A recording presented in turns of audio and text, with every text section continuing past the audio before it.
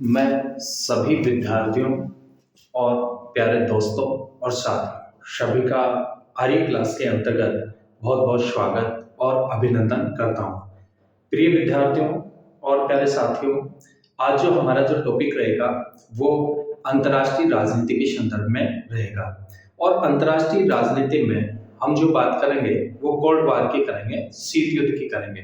प्रिय विद्यार्थियों, अंतर्राष्ट्रीय राजनीति में प्रमुख रूप से जो है हम विभिन्न देशों के राजनीतिक जो संबंध होते हैं उनके संदर्भ में अध्ययन करते हैं। इसके अलावा अंतर्राष्ट्रीय राजनीति में राष्ट्रों के बीच परस्पर संबंधों का क्या किया जाता है, अध्ययन किया जाता है। उनके मोस्टली जो मुद्दे होते हैं, संघर्ष के जो कारण होते हैं और वर्तमान संदर्भ में जो अंतर्राष्ट्रीय राजनीति है उसको शक्ति के संदर्भ में देखा जाता है। तो डियर स्टूडेंट्स, हम जो बात करेंगे कोल्ड वार के संदर्भ में, और शीत युद्ध जो है अंतर्राष्ट्रीय राजनीति की एक महत्वपूर्ण घटना है, क्योंकि अंतर्राष्ट्रीय राजनीति में एक जो नए युग का जो सूत्रपात होता है वो 1945 के बाद होता है। डियर स्टूडेंट्स, इससे पहले की जो महत्वपूर्ण जो घटनाएं थी, जैसे 1914 से लेकर के और 1918 तक प्रथम विश्व युद्ध चला, उसके बाद में जो है राष्ट्र संघ की स्थापना होती है, लेकिन राष्ट्र संघ क्या होता है, असफल होता है। और इसी दौरान इससे पहले की जो घटना थी वो जर्मनी के साथ में वर्साई की संधि थी, जो कि जर्मनी के लिए अपमानजनक संधि थी। इसके अलावा जो है अंतर्राष्ट्रीय जो आर्थिक मंदी का जो दौर चला, वैश्विक मंदी का जो दौर, और उसके बाद में फिर जो है कि मित्र राष्ट्रों और धुरी राष्ट्रों के बीच में द्वितीय महायुद्ध की क्या होती है, शुरुआत होती है 1939 से लेकर के और 1945 तक। 6 अगस्त और 9 अगस्त को जापान के नागासाकी और हिरोशिमा पर जो परमाणु बम गिराए गए वो अमेरिका के द्वारा। इसलिए जो परमाणु विभीषिका की मार झेलने वाला जो प्रथम देश है वो जापान है। और इसी के साथ में जब जापान के 2 महानगरों पर परमाणु बम गिराए जाते हैं तो जापान आत्मसमर्पण कर देता है और इसी के साथ में द्वितीय विश्व युद्ध की क्या हो जाती है, समाप्ति होती है। ठीक है, तो डियर स्टूडेंट्स, अंतर्राष्ट्रीय राजनीति में नए युग का सूत्रपात और मोस्टली रूप में हम अंतर्राष्ट्रीय राजनीति के अंतर्गत जो है जो नवीन जो प्रवृत्ति हैं उनके संदर्भ में हम जो अध्ययन करते हैं 1945 के बाद में महत्वपूर्ण क्या होते हैं, बदलाव होते हैं। और जो चार्ल्स जो फुकुयामा था, जो है फुकुयामा ने भी एक बुक लिखी थी द एंड ऑफ हिस्ट्री। तो जो कोल्ड वार है, कोल्ड वार 2 महाशक्तियों के बीच में चला। तो आज का हमारा जो टॉपिक रहेगा वो कोल्ड वार रहेगा। ठीक है, तो हम बात करते हैं जो है शीत युद्ध की। अंतर्राष्ट्रीय राजनीति का डियर स्टूडेंट्स एक जो है महत्वपूर्ण जो है इसको पार्ट माना जाता है कोल्ड वार। और शीत युद्ध का प्रयोग जो है ध्यान रखना आपको कि शीत युद्ध का सर्वप्रथम प्रयोग, शीत युद्ध का सर्वप्रथम प्रयोग बर्नार्ड बारूच के द्वारा किया गया। किसके द्वारा किया गया? बर्नार्ड बारूच के द्वारा जो है किया गया। किसके द्वारा किया गया? बर्नार्ड बारूच के द्वारा किया गया। बर्नार्ड बारूच के द्वारा किया गया और इन्होंने अप्रैल 1947 में किया। ध्यान रखना कब किया? अप्रैल 1947 में। ठीक है, सोवियत संघ और अमेरिका के बीच डियर स्टूडेंट्स द्वितीय महायुद्ध की समाप्ति के बाद में जो है विश्व में 2 महाशक्तियां उभर करके सामने आती हैं, यानी विश्व का द्विध्रुवीकरण हो गया। और 2 जो महाशक्तियां थी कौन से थे? एक तो अमेरिका वर्सेस यूएसएसआर, ठीक है, यानी सोवियत संघ रूस। ये 2 महाशक्तियां हो गई और विश्व की राजनीति द्विध्रुवीकरण हो गई। तो सोवियत संघ और अमेरिका के बीच भू राजनीतिक संदर्भ में इसका प्रयोग किया। यद्यपि शीत युद्ध को लोकप्रिय बनाने का श्रेय, ध्यान रखना कि यद्यपि शीत युद्ध कोल्ड वार, शीत युद्ध शब्द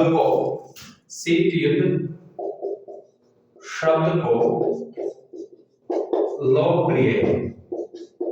लोकप्रिय जो है बनाने का बनाने का श्रेय जो है लिपमैन को दिया जाता है। किसको दिया जाता है? लिपमैन को। ठीक है।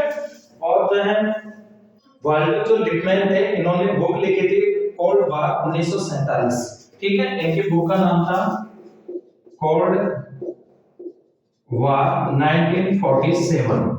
तो कोल्ड वार शब्द को लोकप्रिय बनाने का जो श्रेय दिया जाता है वो किसको दिया जाता है? लिपमैन को दिया जाता है। किसको दिया जाता है? लिपमैन को।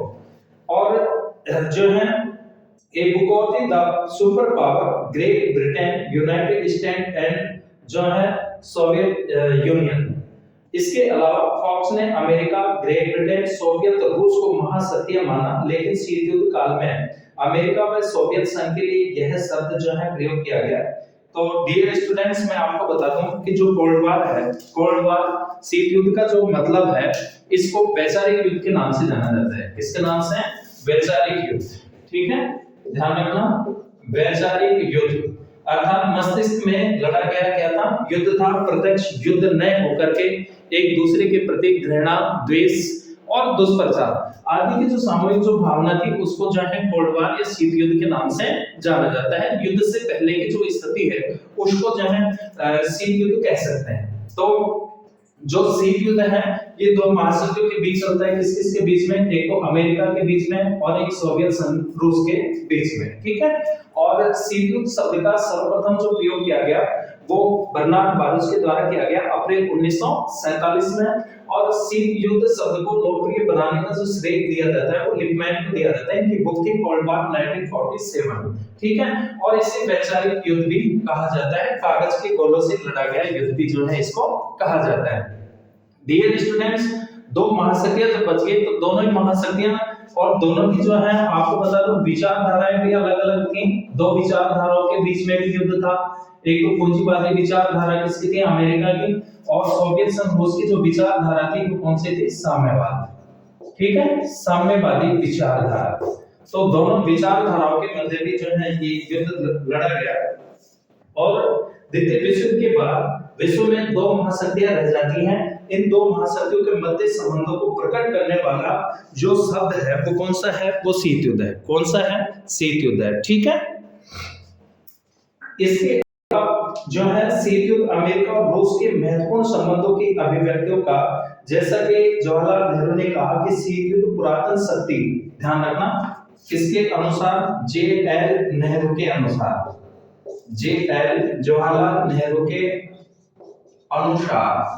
ठीक है, जे.एल. नेहरू के अनुसार या इन्होंने कहा कि शीत युद्ध पुरातन शक्ति संतुलन के, शीत युद्ध पुरातन शक्ति संतुलन की, पुरातन शक्ति संतुलन की, शीत युद्ध पुरातन शक्ति संतुलन की जो है अवधारणा का नया रूप है। शक्ति संतुलन की अवधारणा का नया रूप है। किसके अनुसार? जवाहरलाल नेहरू जी के अनुसार। ठीक है। इसके अलावा जो है यह दो विचारधाराओं का संघर्ष न होकर दो भीमाकार शक्तियों का आपसी क्या है? संघर्ष है। ठीक है। तो भीमाकार शक्तियां कौन कौन सी होगी? अमेरिका हो गई और एक सोवियत संघ रूस हो गई। इसके अलावा नेहरू ने कहा कि शीत युद्ध का वातावरण निलंबित मृत्युदंड के वातावरण के साथ तनावपूर्ण था। ठीक है। शीत युद्ध का वातावरण निलंबित मृत्युदंड के वातावरण के साथ में क्या था? तनावपूर्ण था। इसके अलावा डियर स्टूडेंट्स, हम ये कह सकते हैं कि शीत युद्ध दो विचारधाराओं और दो विचारधारा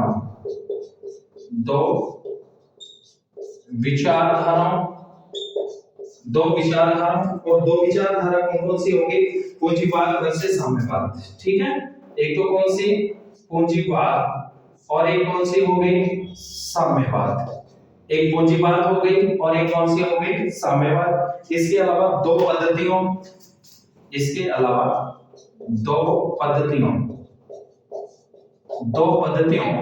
पद्धतियों की हम बात करते हैं तो इसमें एक संसदीय लोकतंत्र,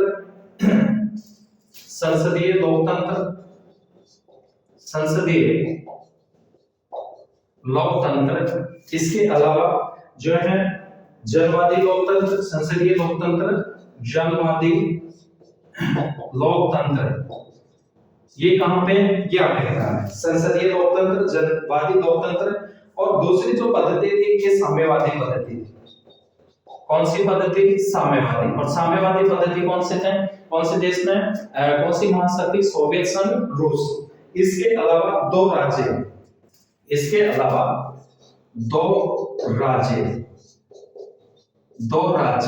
और दो राज्यों की अगर हम बात करें तो जो है एक तो कौन सा हो गया, यूएसए हो गया, यूएसए, और एक कौन सा होगा, यूएसएसआर। ठीक है, एक कौन सा हो गया, यूएसएसआर, सोवियत संघ, रूस। इसके अलावा दो नेता, इसके अलावा दो नेता कौन कौन से? दो नेताओं की हम बात करें तो स्टालिन, एक तो स्टालिन, और इसके अलावा जो है जॉन फॉस्टर डलेस। ये जॉन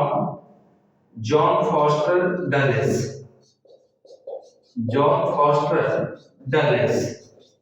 ठीक है, ये दो नेता थे प्रमुख रूप से। स्टालिन यूएसएसआर में, ध्यान रखना स्टालिन कहां थे, यूएसएसआर में, और ये कहां थे, ये यूएसए में। तो डियर स्टूडेंट्स, हम ये कह सकते हैं कि जो शीत युद्ध था वो दो विचारधाराओं के मध्य, दो विचारधाराएं जो थी, एक पूंजीवादी थी, कौन कौन से, एक तो जो है पूंजीवादी विचारधारा और एक साम्यवादी विचारधारा। तो दो क्या होगी, विचारधाराओं के मध्य। इसके अलावा दो पद्धतियों के मध्य। ये संसदीय जो लोकतंत्र था, जनवादी लोकतंत्र था, ये कहां पे, ये अमेरिका में। इसके अलावा साम्यवादी कहां पे, ये सोवियत संघ, रूस में। तो दो पद्धतियों के मध्य भी टकराव था, दो राज्यों के बीच में। दो राज्य कौन कौन से हो गए, यूएसए हो गया, और एक कौन सा हो गया, यूएसएसआर हो गया। इसके अलावा दो नेताओं की हम बात करें तो उस समय स्टालिन ये यूएसएसआर में थे, और जॉन फॉस्टर डलेस ये कहां पे थे, यूएस में। ठीक है, तो ये मौसमी रूप में इनके बीच में जो है तनावपूर्ण जो है स्थिति थी, लेकिन युद्ध से भी क्या थी, भयानक स्थिति थी। ठीक है, जॉन फॉस्टर डलेस ने कहा कि शीत युद्ध नैतिक दृष्टि से धर्म युद्ध या अच्छाइयों के लिए बुराइयों के विरुद्ध और गलतियों के विरुद्ध, धर्मपरायण लोगों के लिए नास्तिकों के विरुद्ध था। ठीक है, इसके अलावा लुई हार्ले ने लिखा, लुई हार्ले ने इनकी पुस्तक the cold war as history 1967 में लिखते हैं कि शीत युद्ध परमाणु युग में ऐसी तनावपूर्ण स्थिति है जो शस्त्र युग से भिन्न लेकिन भयानक स्थिति थी। ठीक है, कैसी स्थिति थी, भयानक स्थिति थी। इसके अलावा डियर स्टूडेंट्स के शीत युद्ध शब्द का प्रयोग बर्नार्ड बारूच ने किया था। कब किया था, अप्रैल 1947 में, 16 अप्रैल 1947 को। और कैरोलिए के विधानमंडल में भाषण के दौरान यूएसए में इन्होंने जो है इस शब्द का क्या किया था, प्रयोग किया था। तो आपको विशेष रूप से ध्यान रखना है कि शीत युद्ध शब्द का जो प्रयोग किया गया था वो किसके द्वारा किया गया, बर्नार्ड बारूच के द्वारा। इसने किया, बर्नार्ड बारूच ने किया। कब किया, 16 अप्रैल 1947 को कैरोलिन के विधानसभा में भाषण के दौरान जो है इन्होंने इस शब्द का जो है ये क्या करते हैं, प्रयोग करते हैं। और डियर स्टूडेंट्स, जो यह दो महाशक्तियों के मध्य, विचारधारा के मध्य लड़ाई थी, और महाशक्तियों शब्द का जो प्रयोग किया वो विलियम फॉक्स के द्वारा किया गया था। ध्यान रखना, महाशक्तियां शब्द का प्रयोग किसने किया, विलियम फॉक्स ने, विलियम फॉक्स के द्वारा किया गया। ठीक है, महाशक्तियों शब्द का प्रयोग किसके द्वारा किया गया, विलियम फॉक्स के द्वारा किया गया। और डियर स्टूडेंट्स, इसके अलावा दो महाशक्तियों के मध्य की लड़ाई को संतुलित करने का कार्य है। ये जो दो महाशक्तियों के मध्य जो संघर्ष, तनावपूर्ण जो स्थिति थी, युद्ध से पूर्व की जो स्थिति होती है, तनाव की स्थिति को, उसको संतुलित करने का जो कार्य करता है, संतुलित करने का जो कार्य किया गया वो किसके द्वारा किया गया, वो गुटनेटेक्सा के द्वारा। ठीक है, संतुलित करने का कार्य किसने किया, गुटनेटेक्सा ने, गुटों से अलग रहने की नीति। ठीक है, जिसको असंलग्नता की नीति के नाम से भी जो है जाना जाता है। गुटनेटेक्सा की नीति के 3 प्रणेता आते हैं, कौन कौन थे, एक तो नेहरू, इसके अलावा नासिर, इसके अलावा टिटो। ठीक है, हम नेक्स्ट क्लास के अंतर्गत डियर स्टूडेंट्स विस्तार से बात करेंगे। जो नाम है गुटनिरपेक्षता है। गुटनिरपेक्षता की प्रासंगिकता, गुटनिरपेक्षता का तात्पर्य और गुटनिरपेक्षता के जो चरण हैं, जिसमें मोस्टली रूप में 3 चरण माने जाते हैं। लास्ट वाले चरण को 2.0 के नाम से जो है जानते हैं, तो उसकी हम वहां पे विस्तार से बात करेंगे। लेकिन मैं आपको बता दूं कि जो महासत्यों के बीच में जो कोल्ड वॉर चल रहा था, उसको संतुलित करने का जो कार्य किया, वो किसके द्वारा किया जाता है? गुटनिरपेक्षता के द्वारा किया जाता है। जब क्योंकि उस समय उस दौरान जो है अंतर्राष्ट्रीय राजनीति में मोस्टली रूप में जो है 3 दुनियाएं मानी जाती हैं। पहली दुनिया, दूसरी दुनिया और तीसरी दुनिया। तो जो तीसरी दुनिया के जो देश थे, वो पिछड़े हुए देश थे, विकासशील देश थे, और उस समय में ही जो है हाल ही में क्या हुए थे? स्वतंत्र हुए थे, जो किसी न किसी रूप में उपनिवेशवाद और साम्राज्यवाद के क्या थे? शिकार थे। तो उनके लिए जो है उनके स्वाभिमान पे प्रश्न चिन्ह लग चुका था कि एक महाशक्ति के गुट में जाने का मतलब था कि अपना स्वाभिमान को फिर से खो देना। ठीक है, तो इससे बचने के लिए एक जो कारगर जो उपाय था और जो अंतर्राष्ट्रीय जो तनाव चल रहा था शीत युद्ध के रूप में, उसको कम करने का एक महत्वपूर्ण साधन के रूप में जो है गुटनिरपेक्षता की नीति क्या हो सकती थी? कारगर थी, जिसको जो है नेहरू भारत के थे, और मिस्र और घाना के जोसेफ बराट टिटो, इनको जो है श्रेय दिया जाता है। और गुटनिरपेक्षता का जो प्रथम शिखर सम्मेलन हुआ, ये 1961 में, ध्यान रखना 1961 में कहां पे होता है? बेलग्रेड में। कहां पे हुआ? बेलग्रेड में हुआ। वर्तमान में इसके सदस्यों की संख्या कितनी है? 120 है। पर्यवेक्षक जो राष्ट्र है वो कितने हैं? वो 20 हैं। तो हम वहां पे विस्तार से बात करेंगे। तो डियर स्टूडेंट्स, इसके अलावा आपको ध्यान रखना है कि जो गुटनिरपेक्षता है, गुटनिरपेक्ष जो शब्द है, इसका प्रयोग जॉर्ज लिस्का के द्वारा किया गया। गुटनिरपेक्ष शब्द का प्रयोग सर्वप्रथम किसने किया? जॉर्ज लिस्का ने। ध्यान रखना कि महत्वपूर्ण बिंदु है, जॉर्ज लिस्का। गुटनिरपेक्ष शब्द का प्रयोग किसने किया? तो ध्यान रखना, गुटनिरपेक्ष शब्द का प्रयोग, गुटनिरपेक्ष शब्द का प्रयोग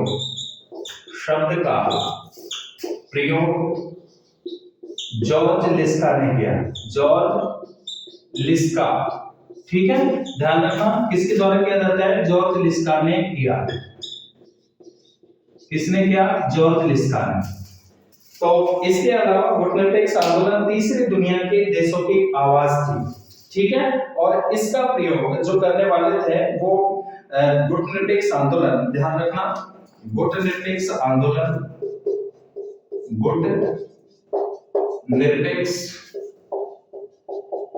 गुटनिरपेक्ष आंदोलन जो है तीसरी दुनिया के देशों की आवाज थी। गुटनिरपेक्ष आंदोलन तीसरी दुनिया के देशों की आवाज थी। गुटनिरपेक्ष तीसरी दुनिया के देशों की आवाज थी। इस शब्द का प्रयोग अल्फ्रेड शोबे ने किया। इस शब्द का प्रयोग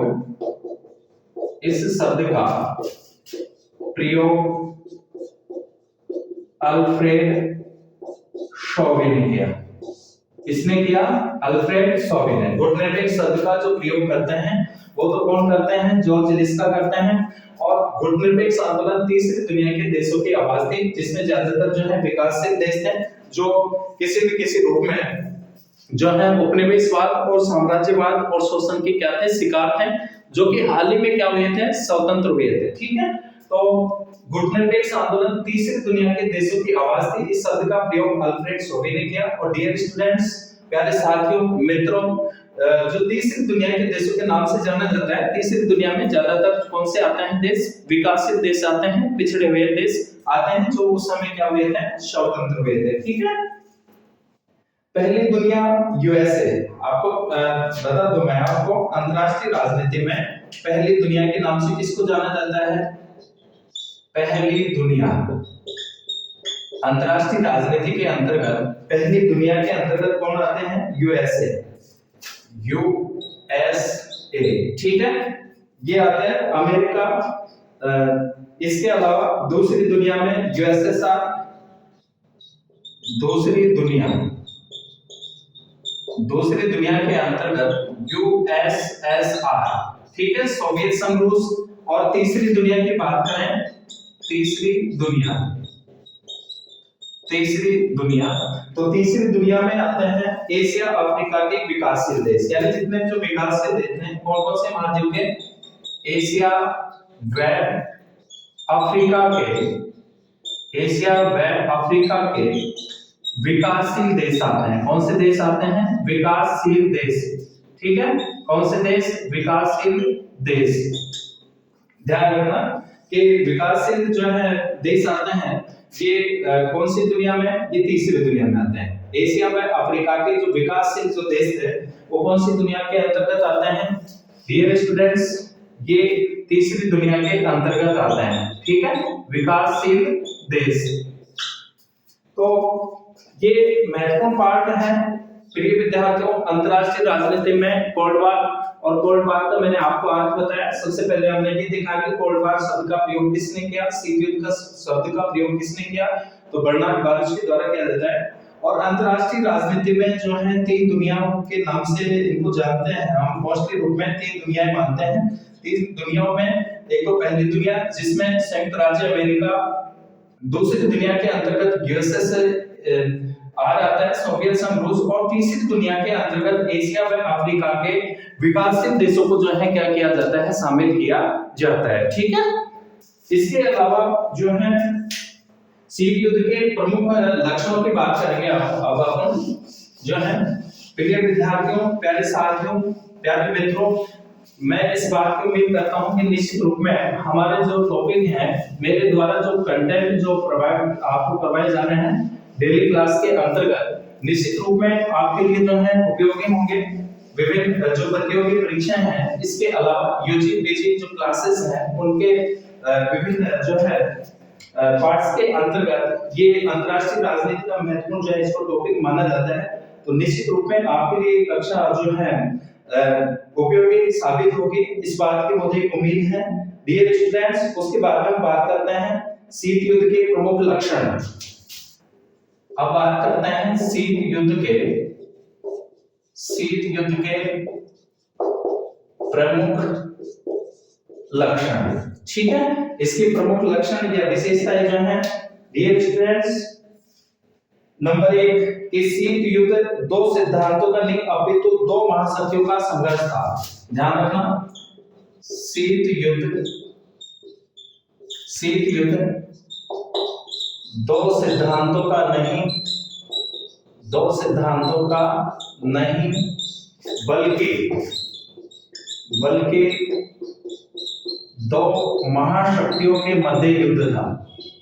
दो महाशक्तियों के मध्य क्या था, संघर्ष था, ठीक है। दो महाशक्तियों के मध्य या इनके बीच क्या था, संघर्ष था, संघर्ष या तनावपूर्ण स्थिति थी, ठीक है।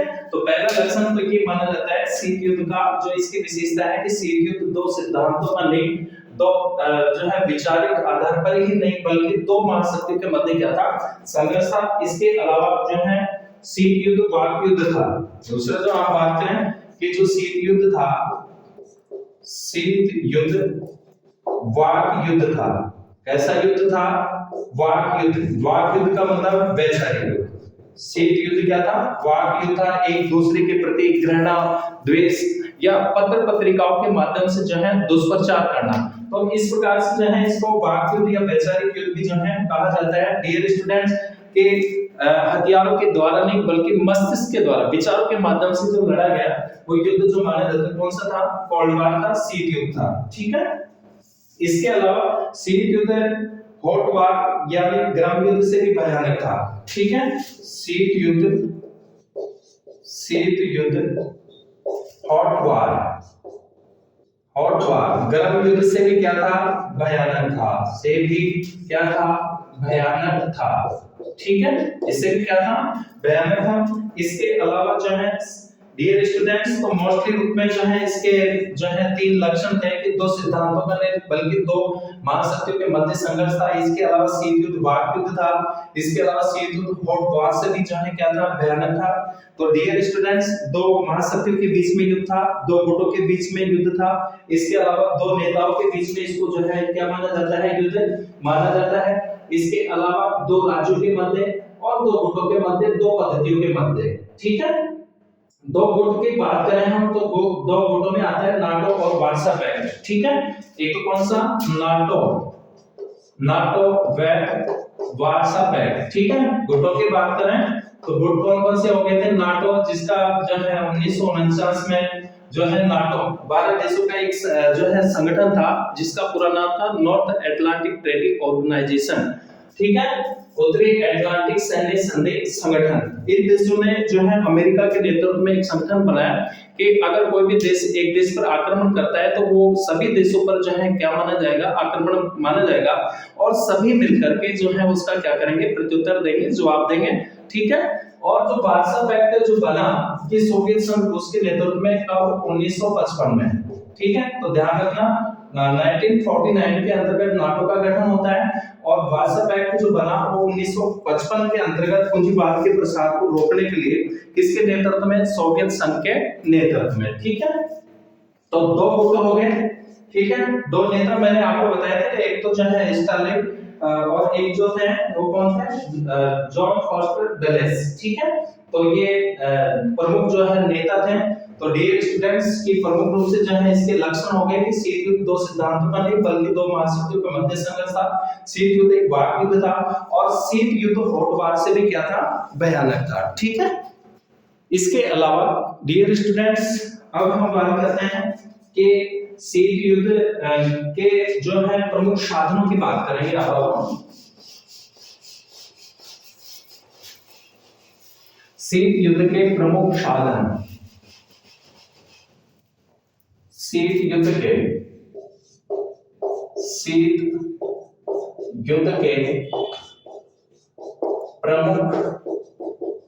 साधन, शीत युद्ध के प्रमुख साधन। ठीक है, तो शीत युद्ध के जो प्रमुख साधन हैं, इसके साधनों के अंतर्गत एक तो जो है प्रचार प्रसार करना। पहला जो साधन था कौन सा था, प्रचार प्रसार करना। प्रचार प्रसार किसका करना, विचारधारा का प्रचार प्रसार करना, ज्यादा से ज्यादा देशों को अपने गुट में शामिल करने के लिए जो है प्रचार प्रसार करना। इसके अलावा एक दूसरे के देशों में क्या करना, जासूसी करना। क्या करना, जासूसी करना। ठीक है, एक साधन ये था। इसके अलावा जो है कूटनीति, नेक्स्ट कूटनीति, किसका सहारा लिया गया, कूटनीति का। इसके अलावा फोर्थ नंबर पे जो है शक्ति प्रदर्शन करना, ये भी साधन के रूप में था, शक्ति प्रदर्शन करना। क्या करना, शक्ति प्रदर्शन करना। इसके अलावा कमजोर राष्ट्रों को सैनिक आर्थिक सहायता देना ताकि वो अपने इनके गुट में शामिल कर सके। यानी कमजोर राष्ट्रों को सैन्य व आर्थिक सहायता देना, सैन्य व आर्थिक सहायता देना। ठीक है, तो ये शीत युद्ध के प्रमुख साधन थे। क्या क्या, एक तो प्रचार प्रसार करना, जासूसी करना, कूटनीति का प्रयोग करना, शक्ति का प्रदर्शन करना और जो कमजोर जो राष्ट्र थे उनको अपने गुट में शामिल करने के लिए उनको जो है प्रलोभन देना। प्रलोभन किसके माध्यम से, कि कमजोर राष्ट्रों को सैन्य और आर्थिक उनकी क्या करना, मदद करना ताकि उनको अपने गुट में क्या किया जा सके, शामिल किया जा सके। ठीक है, तो डियर स्टूडेंट्स, महत्वपूर्ण बिंदु की बात कर रहे हैं कोल्ड वार के अंतर्गत जो कि आपके लिए निश्चित रूप में जो है उपयोगी साबित होंगे, इस बात की जो है मैं उम्मीद करता हूं। और प्यारे विद्यार्थियों, प्यारे दोस्तों, अगर आपको क्लास में मेरे द्वारा जो कंटेंट आपको जो प्रोवाइड करवाए जा रहे हैं ये आपको निश्चित रूप में आपके लिए उपयोगी होंगे, तो आप ज्यादा से ज्यादा जो है मेरे चैनल को लाइक करें, शेयर करें, सब्सक्राइब करें। तो डियर स्टूडेंट्स, आपका मोटिवेट जो है बहुत ही मेरे लिए उपयोगी होगा, आपके लिए बेहतर से बेहतर कंटेंट बनाने का और मेरा जो है अथक प्रयास रहेगा। डियर स्टूडेंट्स, प्यारे छात्रों, इसके अलावा साथियों, अब हम बात करेंगे वो शीत युद्ध के कारणों की बात करेंगे। शीत युद्ध के कारण, शीत युद्ध के कारण, ठीक है। और शीत युद्ध के जो कारण है, सर्वप्रथम जो कारण देते हैं वो शीत युद्ध का ऐतिहासिक कारण की बात करेंगे। हिस्टोरिकल जो कजेस है शीत युद्ध का ऐतिहासिक कारण, शीत युद्ध का ऐतिहासिक कारण। हिस्टोरिकल रूप में इसका जो कजेस रहा है, मोस्टली जो कारण रहा है वो कौन सा कारण था? तो डियर स्टूडेंट, एक तो शीत युद्ध का ऐतिहासिक कारण, और ऐतिहासिक कारणों के अंतर्गत हम बात करें तो सबसे पहला आता है 1917 की बोल्शेविक क्रांति। 1917 की बोल्शेविक क्रांति, ठीक है। कहां पे होती है? ये रूस में होती है। कहां पे होती है? रूस में, ठीक है। ये और डियर स्टूडेंट्स, इसको रूसी क्रांति, अक्टूबर क्रांति और पहली साम्यवादी क्रांति भी के नाम से जाना जाता है, जो कि हमने पहले वाली क्लास के अंतर्गत कार्ल मार्क्स को जब पढ़ा था तो कार्ल मार्क्स के विचारों से प्रभावित होकर के जो है पहली जो साम्यवादी जो क्रांति थी, ध्यान रखना इसको पहली साम्यवादी क्रांति माना जाता है, ठीक है। कौन सी क्रांति? पहले साम्यवादी क्रांति के नाम से इसे जाना जाता है। और ये मोस्टली रूप में जो प्रभावित थे ये कार्ल मार्क्स के विचारों से प्रभावित थे, ठीक है। कार्ल मार्क्स जो कि वैज्ञानिक समाजवाद के प्रणेता थे और जिन्होंने पूंजीवादी व्यवस्था पर प्रहार किया और साम्यवाद यानी समाजवाद को वास्तविक धरातल पर लाने का जो कार्य किया गया वो मार्क्स के द्वारा किया गया, इसलिए कार्ल मार्क्स को वैज्ञानिक समाजवाद के पिता के नाम से भी जाना जाता है। तो डियर स्टूडेंट्स, कार्ल मार्क्स जो है हमारे बीच में नहीं है, लेकिन कार्ल मार्क्स के जो विचारधारा थी, जो मार्क्सवाद है वो आज भी क्या है? जीवंत है। और कार्ल मार्क्स के विचारों ने पूरे विश्व में क्या मचा दी? हलचल मचा दी। और ऐसा कोई समाज का वर्ग नहीं बचा जो कार्ल मार्क्स के विचारों से जो है प्रभावित नहीं हुआ। और कार्ल मार्क्स के विचारों से प्रभावित होकर के जो है रूस में पहली साम्यवादी क्रांति होती है, जो है शीत युद्ध का एक ऐतिहासिक कारण भी इसको माना जाता है। और डियर स्टूडेंट्स, दूसरा जो कारण है द्वितीय मोर्चे का प्रश्न, दूसरा जो कारण है इसका कोल्ड वॉर का, द्वितीय मोर्चे का प्रश्न, ठीक है। ये द्वितीय मोर्चे का प्रश्न क्या था कि दूसरे वर्ल्ड वॉर के दौरान जो सेकंड वर्ल्ड वॉर है, और सेकंड वर्ल्ड वॉर जो हुआ, जैसा साथियों प्रिय विद्यार्थियों आप जानते हैं कि सेकंड जो वर्ल्ड वॉर था ये 1939 से लेकर के और कब तक चला? 1945 तक, ठीक है। 1939 से 1945 तक कौन सा world war? Second world war, ठीक है, सेकंड वर्ल्ड वॉर। तो इस दौरान हिटलर के द्वारा, जो कि जर्मनी में थे प्रमुख अधिनायकवादी, और हिटलर के द्वारा सोवियत रूस में भारी क्षति पहुंचाई गई थी। इसके अलावा तो रूसी नेता जो थे स्टालिन ने नाजी सेना के विरुद्ध जो है दूसरा मोर्चा खोलने का अनुरोध किया, ताकि सोवियत सीमा पर दबाव को क्या किया जा सके? कम किया जा सके। इसके अलावा लेकिन रूजवेल्ट व चर्चिल इस अनुरोध को क्या करते रहे? टालते रहे, ठीक है। रूजवेल्ट और चर्चिल के द्वारा इस अनुरोध को क्या किया गया? वो टाला गया। तो ये भी एक जो है कारण बना शीत युद्ध का। इसके अलावा सोवियत संघ के द्वारा याल्टा सम्मेलन की क्या की जाती है? अवहेलना की जाती है, ठीक है। सोवियत संघ के द्वारा याल्टा सम्मेलन के अंतर्गत जो प्रमुख बातें होती है उनकी क्या की गई? अवहेलना की गई। इसके अलावा डियर स्टूडेंट्स, चर्चिल का फुलटन भाषण, चर्चिल का फुलटन भाषण, चर्चिल का कौन सा भाषण? फुलटन भाषण। और 5 मार्च 1946 को, ध्यान रखना, 5 मार्च 1946 को, 5 मार्च 1946 को जो है अमेरिका के फुलटन स्थान पर वेस्टमिंस्टर कॉलेज में ब्रिटिश प्रधानमंत्री चर्चिल के द्वारा, कहां के प्रधानमंत्री थे? ये ब्रिटेन के पीएम थे। कहां के पीएम थे? ब्रिटेन के प्राइम मिनिस्टर थे, प्रधानमंत्री थे, जो के द्वारा भाषण दिया गया, जिससे शीत युद्ध की क्या मानी जाती है? शुरुआत मानी जाती है। जिससे शीत युद्ध की क्या मानी जाती है? शुरुआत मानी जाती है। किससे? चर्चिल के फुलटन भाषण से, ठीक है। किसके भाषण से? चर्चिल के फुलटन भाषण से।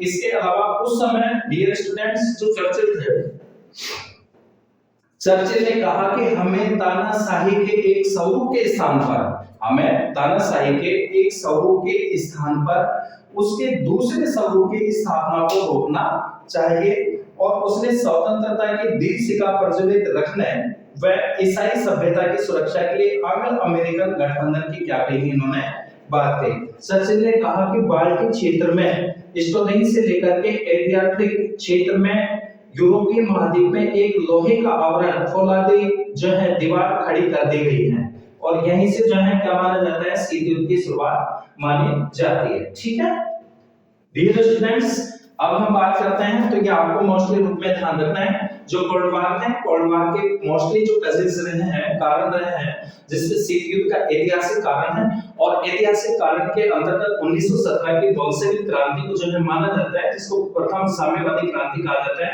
इसको अक्टूबर क्रांति भी कहा जाता है, जो मार्क्स के विचारों से क्या थे?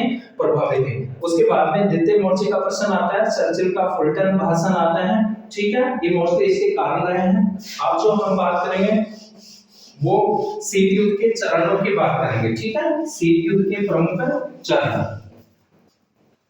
शीत युद्ध के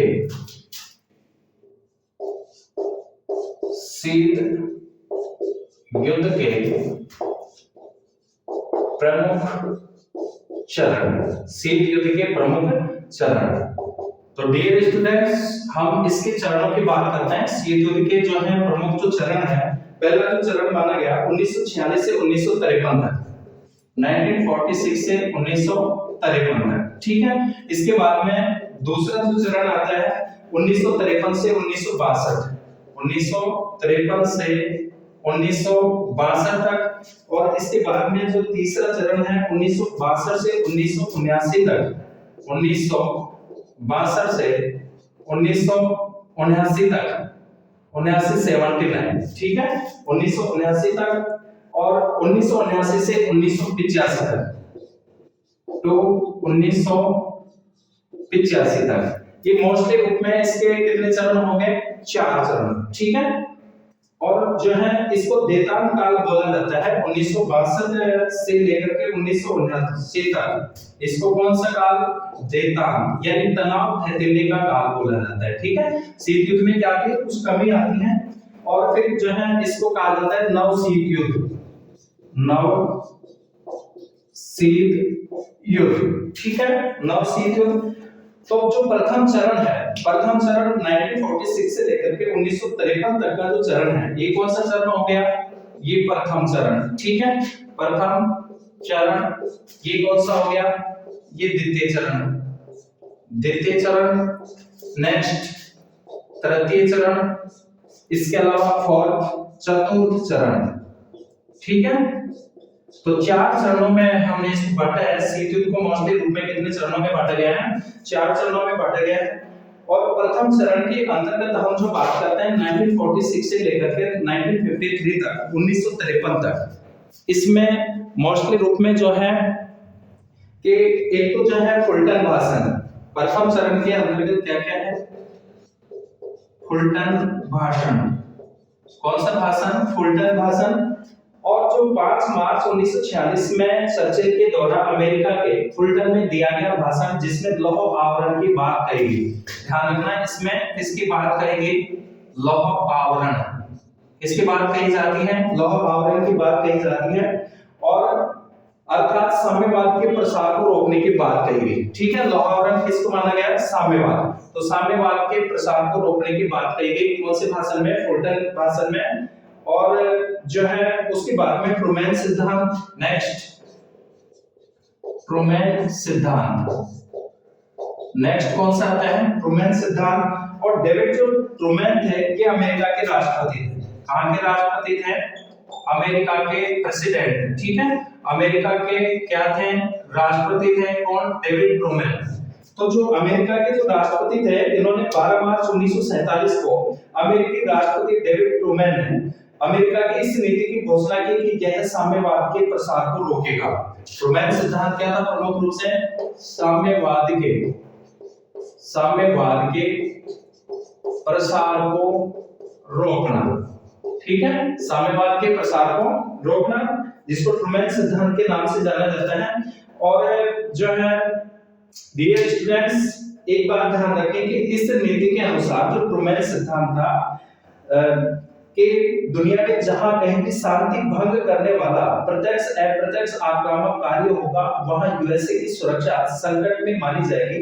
वह यूएसए उसे रोकने का जो है पूरा क्या करेगा, प्रयास करेगा। ठीक है, इसके अलावा इस नीति के दौरान ईरान, तुर्की आदि देशों ने जो है आदि देशों को साम्यवादी खेमे में जाने से रोकने के लिए उन्हें आर्थिक सहायता प्रदान करने की भी क्या की गई, सिफारिश की गई। कौन से सिद्धांत के अंतर्गत, ट्रूमैन सिद्धांत के अंतर्गत कि ईरान और तुर्की जो देश है, इनको साम्यवादी खेमे में रोकने के लिए, उनके गुट में जाने से रोकने के लिए जो है आर्थिक सहायता इनको प्रदान करने की सिफारिश की गई। और आर्थिक सहायता के माध्यम से साम्यवाद के प्रसार को सीमित करने की अमेरिका की जो नीति थी वो साम्यवाद के नाम से जो है जानी जाती है। ठीक है, साम्यवाद के प्रसार को रोकने की जो अमेरिका की नीति साम्यवाद के नाम से जानी जाती है, आपको ध्यान रखना। उसके बाद में आती है मार्शल योजना।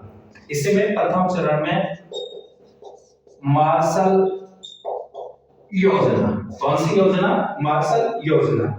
मार्शल जो योजना थी ये 23 अप्रैल 1947 को अमेरिकी जो विदेश सचिव थे, अमेरिका के जो विदेश सचिव थे मार्शल, और मार्शल ने यूरोप में आर्थिक पुनरुत्थान किए जाने की बात कही। अर्थात उन्होंने इस बात पर बल दिया कि यदि इस समय यूरोप का आर्थिक पुनरुद्धार नहीं किया गया तो वह साम्यवादी हो जाएगा।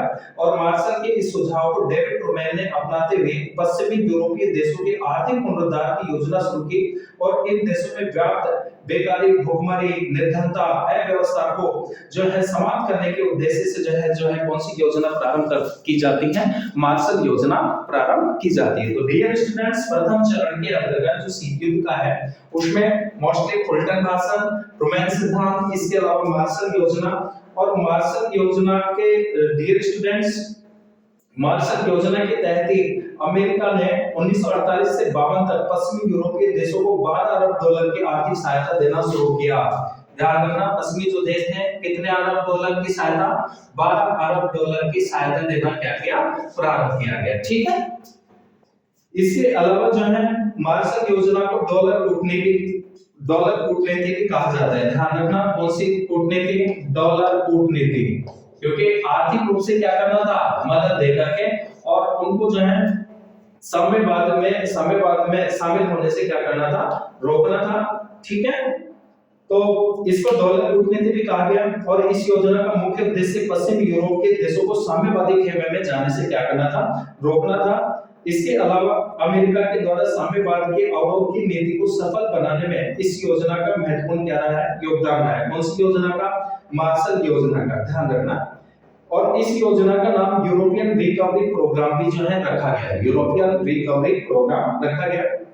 इसके अलावा डियर स्टूडेंट्स, बात करते हैं जर्मनी के विभाजन के इसी दौरान कि अमेरिका, फ्रांस, ब्रिटेन ने अपने अधीनस्थ पश्चिमी देशों का विभाजन कर दिया और परिणाम स्वरूप 21 सितंबर 1949 को पश्चिमी जर्मनी अर्थात संघीय गणराज्य जर्मन का उदय होता है। ठीक है, इसके जवाब में 7 अक्टूबर 1949 को जर्मनी के रूसी क्षेत्र में जर्मन प्रजातांत्रिक जो है गणराज्य की क्या की जाती है, स्थापना की जाती है, जिसे पूर्वी जर्मनी कहा गया। इसे क्या कहा जाता है, पूर्वी जर्मनी।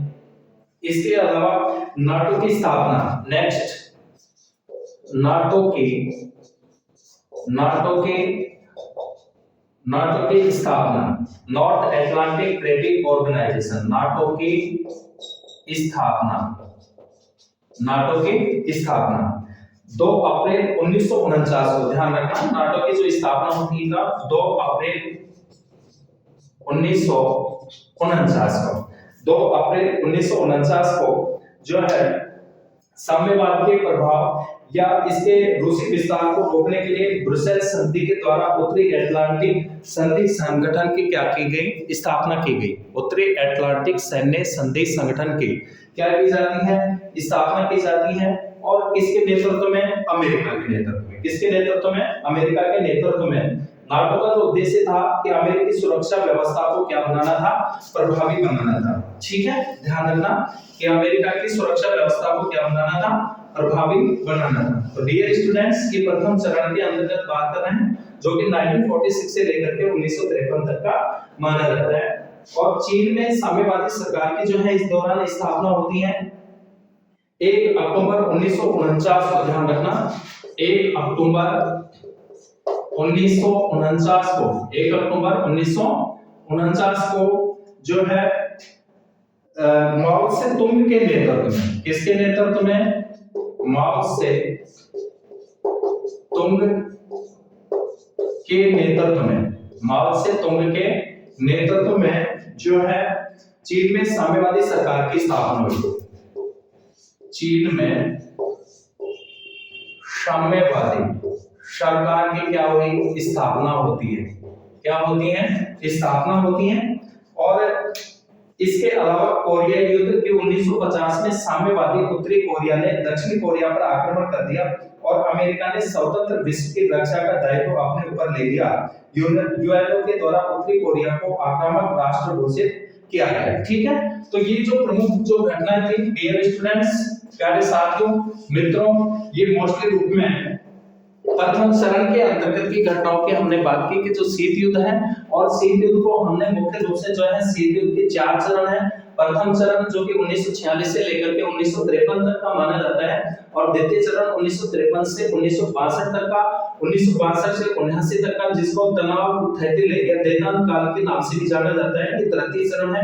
और इसका जो फोर्थ चरण है, चतुर्थ चरण, जिसको नव शीत युद्ध कहा गया, 1979 से लेकर के और 1985 तक। ठीक है, अब बात करेंगे हम इसके द्वितीय चरण की। शीत युद्ध का जो द्वितीय चरण है, और द्वितीय चरण में मोस्टली रूप में एक तो आइजनहॉवर सिद्धांत आता है। कौन सा सिद्धांत आता है? आइजनहॉवर सिद्धांत, आइजनहॉवर सिद्धांत। और ये जो आइजनहॉवर सिद्धांत था कि अमेरिका के जो राष्ट्रपति थे उस समय, कौन थे? आइजनहॉवर। इन्होंने मध्य एशिया के प्रति एक नई नीति का निर्माण किया। किसके प्रति? मध्य एशिया के प्रति एक नई नीति का निर्माण करते हैं, और इन्होंने बाहरी हस्तक्षेप का क्या किया? विरोध किया, तथा उन राज्यों को सैनिक व आर्थिक सहायता की जो है डियर स्टूडेंट्स के इन्होंने बाहरी हस्तक्षेप का विरोध किया तथा उन राज्यों को सैनिक और आर्थिक सहायता की। इसके अनुसार साम्यवादी गुलामी से घिरी जनता के स्वतंत्रता के संदर्भ में अमेरिका क्या करेगा? सहायता करेगा। आइजनहॉवर के विदेश सचिव जो थे जॉन फॉस्टर डलेस ने साम्यवाद को पीछे धकेलने के जो है क्या अपनाते हैं? नीति अपनाते हैं, और डलेस के द्वारा व्यापक प्रतिरोध का सिद्धांत, कगारवाद की नीति भी जो है अपनाई गई। ध्यान रखना, विदेश जो सचिव थे डलेस, अमेरिका, इन्होंने कौन सी नीति अपनाई? कगारवाद। कगारवाद की क्या अपनाते हैं? नीति।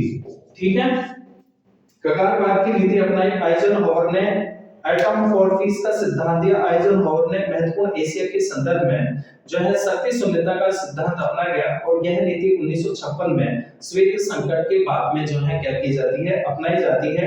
इसके अलावा आइजनहॉवर ने अमेरिका को सैन्य औद्योगिक संकुल कहा। उसके बाद में अमेरिकी जो विदेश सचिव थे जॉन फॉस्टर डलेस के द्वारा 2 प्रमुख सिद्धांत अपनाए गए। एक तो डोमिनो थ्योरी, ध्यान रखना कौन सी थ्योरी? Domino theory. और डोमिनो जो थ्योरी थी, इसके अनुसार मोस्टली रूप में जो है कि दक्षिण पूर्वी एशिया में साम्यवाद के प्रसार को रोकने के लिए सीटों की स्थापना की गई। कहां पर? ध्यान रखना कौन सी थ्योरी के अंतर्गत? डोमिनो थ्योरी के अंतर्गत। मोस्टली रूप में क्या कि जो है दक्षिण पूर्वी एशिया में साम्यवाद के प्रसार को रोकने के लिए सीटों की स्थापना की गई। इसके अलावा जो कगारवाद है, कौन सी नीति? कगारवाद। और कगारवाद के अंतर्गत के इसके माध्यम से रूस को ऐसी स्थिति तक ले जाना था जिसमें ताकि वो पीछे हटने के लिए क्या हो जाए? मजबूर हो जाए। ठीक है, तो उसको ऐसी स्थिति में धकेलना, इस तरह के कगार पर लेकर के आना ताकि वो पीछे हटने के लिए क्या हो जाए? मजबूर हो जाए। और जो है अर्थात तनाव विवाद को बढ़ाकर युद्ध के कगार तक जाना और बाद में पीछे हट जाना। ठीक है, डलेस ने गुटनिरपेक्षता को अनैतिक कहकर उसकी निंदा की, और शीत युद्ध नैतिक मूल्यों के लिए नैतिक धर्म युद्ध था। इसके अलावा डियर स्टूडेंट, इसी में सीटों की बात करते हैं। सीटों, ठीक है, ध्यान रखना सीटों। और सीटों का जो SEATO, सीटों, जिसका पूरा नाम क्या था? South East Asia treaty organization, जिसकी स्थापना होती है 8 सितंबर 1954 में। 8 सितंबर 1954 को इसकी क्या होती है, स्थापना होती है, इसकी सीट हो गई।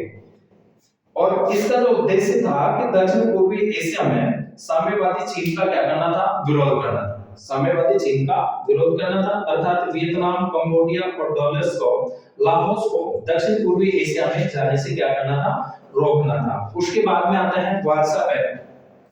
ये द्वितीय चरण के अंतर्गत है, महत्वपूर्ण रूप से जो है डियर स्टूडेंट्स सीटो इसके अलावा जो है वार्सा पैक्ट इसकी स्थापना कब होती है, 1955 में। कब होती है, 1955 में। और स्थापना जो हुई 14 मई 1955 को 8 सहयोगी देशों ने वार्सा पैक्ट की स्थापना की। कितने सहयोगी देशों ने, 8 सहयोगी देशों ने, ध्यान रखना 8 सहयोगी जो देश हैं उन्होंने इसकी स्थापना की। और जो है इसका स्थापना का जो उद्देश्य था वो नाटो का जवाब था, ठीक है। इसका जवाब किसके प्रत्युत्तर में, नाटो के प्रत्युत्तर में, उसके नाटो के जवाब में, ठीक है। जवाब में किसकी स्थापना होती है, वार्सा पैक्ट की।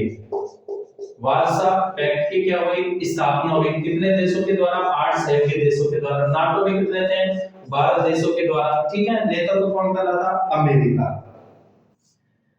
तो इसमें जो इसका जो नाटो का जवाब था, उद्देश्य पूंजीवाद के आक्रमण को रोकना था, ठीक है। इसके आक्रमण को रोकना था, पूंजीवाद के आक्रमण को, पूंजीवाद के आक्रमण को क्या करना था, रोकना, ठीक है। ये किसका उद्देश्य था, ये वार्सा पैक्ट का मोस्टली क्या था, उद्देश्य था। किसका उद्देश्य था, वार्सा पैक्ट का। इसके अलावा डियर स्टूडेंट्स, इसी में द्वितीय चरण के अंतर्गत हम बात करते हैं फिर जो है स्वेज संकट। नेक्स्ट जो आता है स्वेज संकट। कौन से संकट की बात करते हैं, स्वेज संकट की बात करते हैं, ठीक है। और जो स्वेज जो संकट है, स्वेज संकट के अंतर्गत जो है 1956 में मिस्र के द्वारा स्वेज नहर का राष्ट्रीयकरण करने पर जो है फ्रांस, ब्रिटेन तथा इजराइल के द्वारा मिस्र पर क्या किया जाता है, आक्रमण किया गया। ध्यान देना 1956 में मिस्र के द्वारा स्वेज नहर का राष्ट्रीयकरण करने पर फ्रांस, ब्रिटेन, इजराइल द्वारा मिस्र पर आक्रमण किया गया, जिसमें सोवियत संघ ने मिस्र का क्या दिया, साथ दिया। सोवियत संघ मिस्र का क्या देता है, साथ देता है। और जो है जिसमें सोवियत और यूएनओ के हस्तक्षेप के कारण ब्रिटेन, फ्रांस की सेनाएं थी वो वापस हट जाती हैं। इसके बाद में आता है आइजनहावर सिद्धांत कि जून 1957 में आइजनहावर सिद्धांत की घोषणा की गई, जो कि अमेरिका की विदेश नीति में उग्रता का क्या माना जाता है, इनको प्रतीक माना जाता है। इसके अलावा यूट्यूब विमान कांड होता है, ध्यान रखना यूट्यूब विमान कांड, यूट्यूब विमान कांड, ठीक है। कौन सा विमान कांड, इसमें क्या था कि 1960 में पेरिस में शिखर सम्मेलन होना क्या हुआ, तय हुआ, ठीक है। कहां पर, पेरिस में शिखर सम्मेलन होना तय होता है। और इसके बाद अमेरिकी राष्ट्रपति जो है आइजनहावर यात्रा करने वाले थे, लेकिन शिखर सम्मेलन के आरंभ होने से पहले 1 मई 1960 को अमेरिका का राष्ट्रीय विमान यूट्यूब विमान जासूसी करते हुए जो है क्या किया गया, वहां पे पकड़ा गया, जिसे यूट्यूब विमान कांड के नाम से जाना जाता है। और यूट्यूब विमान ने शीघ्रता जो है इसमें ला दी। तो डियर स्टूडेंट्स, ये यूट्यूब विमान कांड जो है कहा जाता है इसको। उसके बाद में पेरिस शिखर सम्मेलन कि यूट्यूब विमान कांड के कारण यह सम्मेलन असफल रहा। और इस सम्मेलन में अमेरिका, फ्रांस, ब्रिटेन के जो राष्ट्राध्यक्ष थे वो शामिल हुए। और इस सम्मेलन में जो क्रुश्चेव थे उन्होंने अमेरिकी राष्ट्रपति आइजनहावर का अपमान किया। और शीत युद्ध जो है किस पर पहुंच जाता है, अपने चरम सीमा पर पहुंच जाता है, यानी पराकाष्ठा पर पहुंच जाता है। शीत युद्ध में बहुत भी क्या आ जाती है, तेजी आ जाती है, ठीक है। इसके बाद में आता है डियर स्टूडेंट्स क्यूबा मिसाइल संकट। ध्यान रखना कौन सा, क्यूबा मिसाइल संकट, क्यूबा मिसाइल संकट। और जो क्यूबा मिसाइल संकट था, ये क्यूबा अमेरिका के निकट एक छोटा सा द्वीप था। ध्यान रखना कि जो क्यूबा था वो अमेरिका के निकट क्या था, एक छोटा सा द्वीप था। ठीक है, एक छोटा सा क्या था, द्वीप था, जहां 1958 में फिदेल कास्त्रो के नेतृत्व में द्वीप था, जहां 1958 में फिदेल कास्त्रो के नेतृत्व में साम्यवादी सरकार बनी थी। क्यूबा में कौन सी सरकार बनती है, साम्यवादी सरकार बनती है, किसके नेतृत्व में, फिदेल कास्त्रो के नेतृत्व में। ठीक है, ध्यान रखना है, फिदेल कास्त्रो के नेतृत्व में। और कास्त्रो सोवियत संघ ने क्यूबा में 2 नए अड्डे स्थापित किए, जिसमें यूएसए की सुरक्षा को खतरा स्थापित होता है। ठीक है, कितने सैन्य अड्डे, 2 नए सैन्य अड्डे स्थापित किए गए, जिससे यूएसए की सुरक्षा को क्या उत्पन्न हो गया, खतरा उत्पन्न हो गया, क्योंकि अमेरिका के निकट था ये। अमेरिका ने 1861 में वे ऑफ पिक्स के माध्यम से फिदेल कास्त्रो को हटाने का प्रयास किया, और 22 अक्टूबर 1962 को केनेडी, जो कि यूएसए के क्या थे, राष्ट्रपति थे, अमेरिका के राष्ट्रपति थे, इन्होंने एक सैनिक अड्डे की स्थापना की, और सैनिक अड्डे की स्थापना करते हुए क्यूबा की स्थापना की, ताकि रूस द्वारा भेजे जाने वाले सैनिक सहायता क्यूबा तक नहीं पहुंचे, उसको क्यूबा तक पहुंचने से क्या करना था, मौसमी रूप में रोकना था। ठीक है, तो सोवियत नेता क्रुश्चेव ने दूरदर्शिता दिखाते हुए क्यूबा से सैनिक अड्डे हटाने का निर्णय लिया, और इस निर्णय को केनेडी ने क्रुश्चेव के निर्णय को एक महान नेता का निर्णय कहा। ध्यान रखना, ये महान नेता का जो है निर्णय कहा उन्होंने। इस प्रकार क्यूबा मिसाइल संकट शीत युद्ध का चरम बिंदु था। ठीक है, क्यूबा संकट को शीत युद्ध का क्या माना जाता है, चरम बिंदु माना जाता है। डियर स्टूडेंट्स, अब बात करते हैं हम देतांत काल की। कौन से काल की, देतांत काल। ये मोस्टली रूप में जो है शीत युद्ध के चरण, शीत युद्ध के चरण। ठीक है, कितने चरण हैं, 4। अब हम बात कर रहे हैं देतांत काल की। देतांत काल, देतांत काल, और जो देतांत काल है इसे तनाव थैतिल्य का भी काल कहा जाता है। क्या कहा जाता है, तनाव थैतिल्य का काल। ध्यान रखना, इसको किस नाम से जाना जाता है, तनाव थैतिल्य यानी शिथिलता। इसमें क्या आती है, शीत युद्ध में कमी आती है। डियर स्टूडेंट्स, प्यारे साथियों, मित्रों, ध्यान रखना, देतांत काल को तनाव थैतिल्य का काल कहा जाता है। कि देतांत मूल रूप से इसके अर्थ की हम बात करें तो फ्रांसीसी भाषा का शब्द है। देतांत जो है कौन सी भाषा का शब्द है, मूल रूप से फ्रांसीसी भाषा का शब्द है, फ्रांसीसी। ठीक है, फ्रांसीसी भाषा का क्या है, शब्द है। कौन सी भाषा का शब्द है, फ्रांसीसी भाषा का शब्द है, और जिसका अर्थ होता है तनाव में शिथिलता लाना, तनाव में शिथिलता लाना, तनाव में शिथिलता लाना। ठीक है, ओके, ये इसका शाब्दिक अर्थ है। अंतरराष्ट्रीय राजनीति में देतांत से जो अभिप्राय है, इसका जो मतलब है वो ये होता है कि सोवियत को अमेरिकी तनाव में कमी, उनके मध्य बढ़ती हुई जो मित्रता, सहयोग और शांतिपूर्ण सहअस्तित्व की जो भावना है वो धीरे धीरे क्या होती है, डेवलप होती है, विकसित होती है। जो तनाव की जो स्थिति थी उनके मध्य जो घृणा, द्वेष, ठीक है, ईर्ष्या की जो भावना थी वो धीरे धीरे अब जो है आपसी सहयोग, इसके अलावा जो है शांतिपूर्ण और मित्रता की भावना में क्या होती है, डियर स्टूडेंट्स, प्यारे साथियों, मित्रों, वो डेवलप होती है। तो इसी को जो है तनाव थैतिल्य के नाम से जाना जाता है। ठीक है, ध्यान रखना, किसके नाम से जाना जाता है, तनाव थैतिल्य के नाम से जाना जाता है, जिसे देतांत काल मानते हैं। देतांत काल हमने तीसरे चरण के अंतर्गत देखा है, शीत युद्ध के तीसरा चरण, और तीसरा जो चरण है 1962 से लेकर के 1979 तक का माना जाता है। ठीक है, इसके अलावा जो है डीके जो श्रीवास्तव है, उन्होंने यूएसए व यूएसएसआर ने शीत युद्ध के संघर्षपूर्ण संबंधों का अवसान करने का निश्चय किया, जिसे देतांत के नाम से जाना जाता है। ये मोस्टली रूप में जो है इस रूप में जो परिभाषित किया है ये डीके श्रीवास्तव ने के अकॉर्डिंग है। ठीक है, इसके अकॉर्डिंग, डीके श्रीवास्तव के अकॉर्डिंग। तो ये इनके अनुसार देतान था।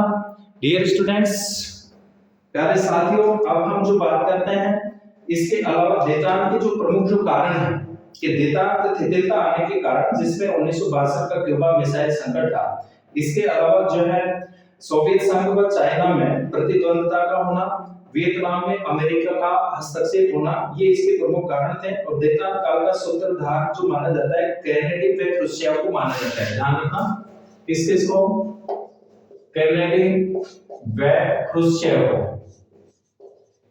केनेडी व क्रुश्चेव को इसका जो है क्या माना जाता है, सूत्रधार माना जाता है।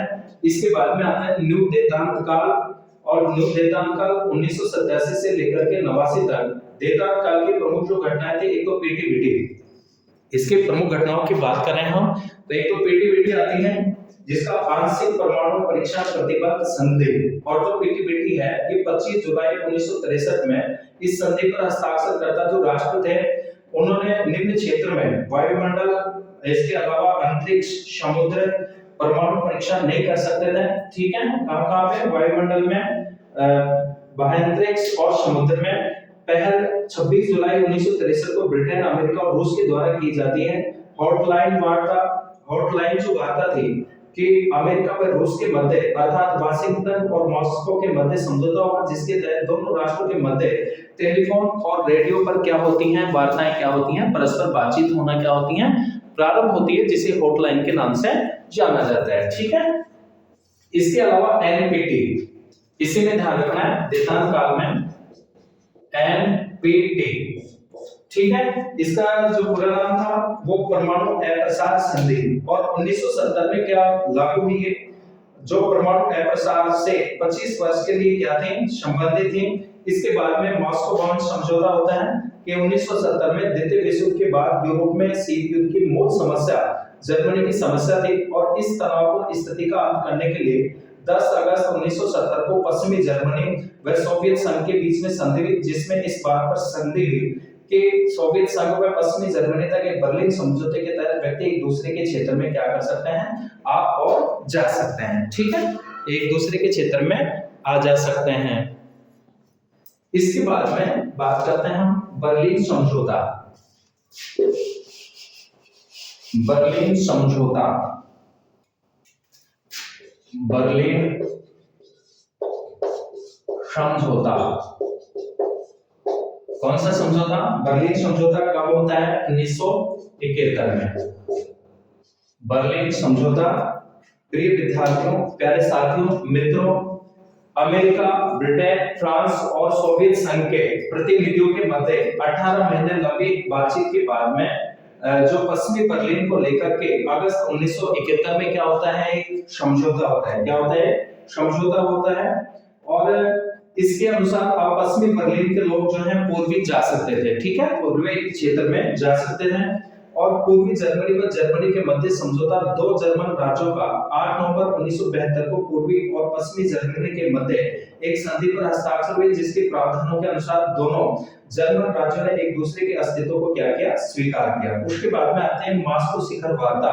ये 22 मई 1972 को अमेरिकी राष्ट्रपति निक्सन ने सोवियत संघ की सद्भावना की यात्रा करते हैं। कौन करते हैं, अब तत्कालीन जो अमेरिका के जो प्रेसिडेंट थे, राष्ट्रपति कौन, निक्सन।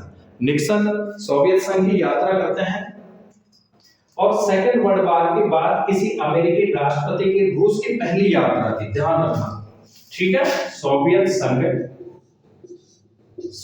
संघ रूस की जो है सेकंड वर्ल्ड वॉर के बाद, सेकंड वर्ल्ड वॉर के बाद जो है अमेरिकी